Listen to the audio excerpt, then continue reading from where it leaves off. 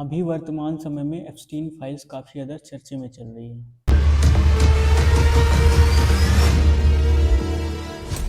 तो सबसे पहले जान लेते हैं कि एप्स्टीन फाइल्स हैं क्या। तो एक अमेरिका का आदमी था जेफरी एप्स्टीन करके। तो वो जो है वो लड़कियों की स्मगलिंग करता था। 16 years old. 16. 17, 14 years old. This is me. This was me. This is me when I met Jeffrey Epstein. This is me when I met Jeffrey Epstein. छोटे छोटी बच्चियों की 12 से 18 साल की उम्र की बच्चियों की, और उन्हें एक्सप्लॉइट करता था। एप्स्टीन का एक प्राइवेट जो है तो आइलैंड भी था जिसमें जिसमें वो ये सब काम करता था, जिसमें बड़े बड़े लोग भी आते थे, उद्योगपति, राजनेता सभी आया करते थे। और उस आइलैंड में यह भी बताया जा रहा है कि छोटे छोटे बच्चों को मार के खाया जाता था। तो अब अमेरिका के डिपार्टमेंट ऑफ जस्टिस DOJ ने एप्स्टीन की जो फाइलें थी उनका डेटा रिलीज़ किया है। तो उसमें कई सारे वीडियोस और ईमेल्स और कई सारा डेटा उसमें उन्होंने रिलीज़ किया है। तो जिसमें कई बड़े बड़े लोगों का नाम आया, बिल गेट्स, डोनाल्ड ट्रंप और नरेंद्र मोदी का भी नाम बताया जा रहा है कि उस एप्स्टीन फाइल्स में उनका नाम है। लेकिन एप्स्टीन फाइल में किसी का नाम होने से यह नहीं हो जाता कि वह एप्स्टीन के साथ गलत काम करता था। जैसे ही इन लोगों के नाम सोशल मीडिया में आए तो सोशल मीडिया में सब बहस करने लगे कि कितने गंदे लोग हैं, कैसे लोग हैं, क्या करते हैं। लेकिन हमारा प्रश्न यह है कि क्या पहली बार किसी माइनर गर्ल का रेप हुआ है?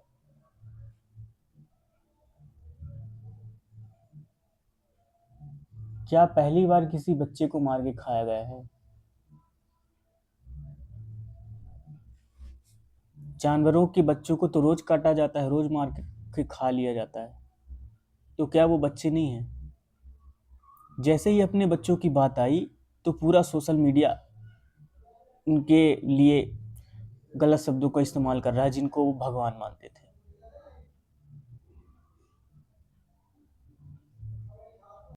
NCRB का तो डेटा कहता है कि हर एक 15 मिनट में रेप हो रहा है। और ये सब उस चीज का डेटा है जितनी रिपोर्ट दर्ज कराई गई है।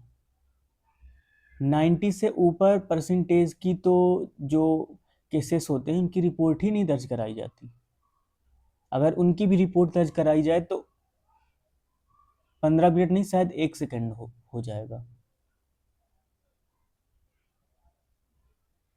ये एप्स्टीन फाइल्स ये शीशा है, ये तुम्हें दिखा रहा है तुम्हारी असली सच्चाई। ये तुम हो, ये डोनाल्ड ट्रंप नहीं है, नहीं ये बिल गेट्स है, ये तुम हो। क्योंकि इन लोगों को वहां तक पहुंचाया किसने? डोनाल्ड ट्रंप को राष्ट्रपति किसने बनाया? लोगों ने।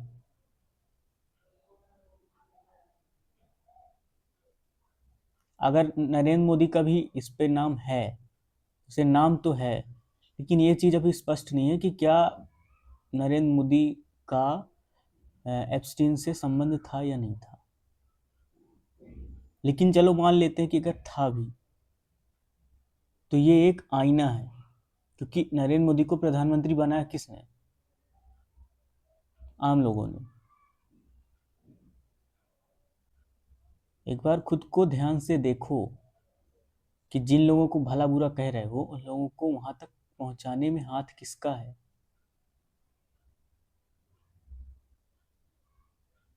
लोगों का, हमारा। वो लोग ही हैं जो कहते हैं कि अरे उसने इतना पैसा कमाया, इतनी बिल्डिंग्स बनवा ली हैं, इसका मतलब कुछ तो अपनी ज़िंदगी में किया होगा यार। यही तो असली सफलता है। ले लो सफलता। अमीर लोग महान होते हैं ना, क्योंकि उन्होंने इतना पैसा कमा लिया, उन्होंने इतनी बिल्डिंग बनवा ली, प्राइवेट जेट्स खरीद लिए। तो बना लो महान।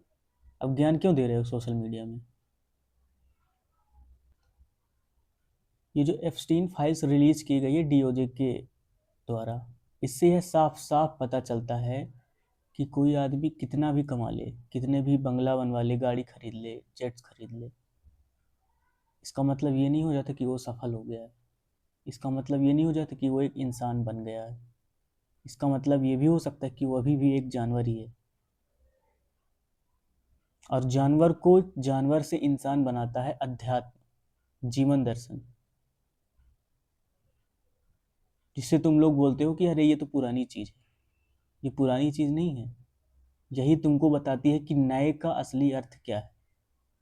नहीं तो तुम नए का अर्थ समझ लोगे छोटी बच्चियों की स्मगलिंग करना, मजे का अर्थ समझ लोगे छोटे बच्चों को काट के खाना।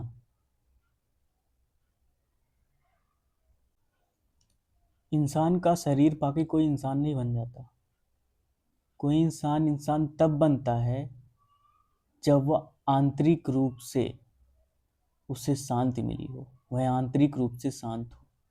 और वो आंतरिक शांति केवल और केवल जीवन दर्शन ही दे सकता है, वेदांत दर्शन ही दे सकता है। कोई बाहरी चीज, कोई जेट्स, कोई कार, कोई बंगला, कोई महल, ये सब नहीं दे सकता। इसका प्रूफ देख सकते हो एप्स्टीन फाइल्स में।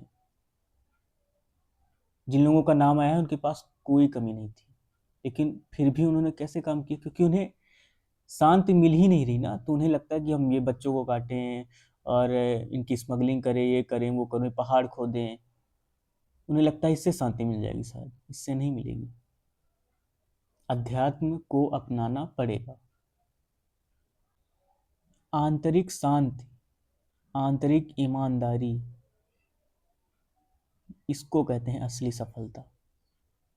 क्योंकि जिसको आंतरिक शांति मिल गई ना, उसे भोग करने की इतनी ज़्यादा आवश्यकता नहीं पड़ेगी। उसे यह पता चल जाएगा कि भोग करने से हमें मुक्ति नहीं मिलने वाली है, भोग करने से हम शांत नहीं होने वाले हैं।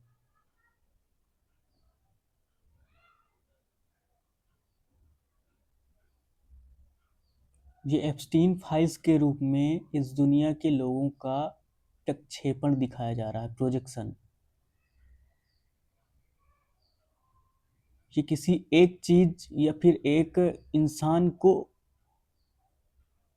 नहीं दिखाया जा रहा है, यह पूरी मानव जाति की सच्चाई को उजागर कर रहा है।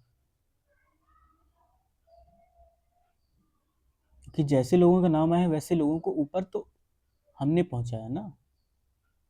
वो लोग ऊपर क्यों पहुंचे? नहीं पहुंचने चाहिए थे। गलत हाथों में पावर क्यों आ गई? नहीं आनी चाहिए थी। ये हमारे अंदर के खोखलेपन को दिखा रहा है, और इस खोखलेपन को भरने का मात्र एक ही तरीका है, वह है वेदांत। अब शायद समझ आ रहा होगा कि जीवन दर्शन, फिलॉसफी, वेदांत दर्शन इतना जरूरी क्यों है। क्योंकि अगर तुम जीवन को ही नहीं समझोगे, यही नहीं जानोगे इंसान माने क्या, चेतना माने क्या, तो ऐसी हरकतें ही होगी, बेचैनी नहीं खत्म होगी। और जो आंतरिक बेचैनी है वो ना ही अमीर बनने से खत्म होती है, ना किसी पद पे पहुंच जाने से होती है, ना ही बंगला खरीद लेने से होती है। वो जो आंतरिक बेचैनी होती है उसको सिर्फ एक चीज खत्म कर सकती है, वो है वेदांत, जीवन दर्शन। जो इंसान अंदर से जितना ज्यादा खाली होता है ना, वो इंसान उतना ही ज्यादा बाहर तोड़ फोड़ मचाता है, उतना ही ज्यादा प्रकृति का शोषण करता है।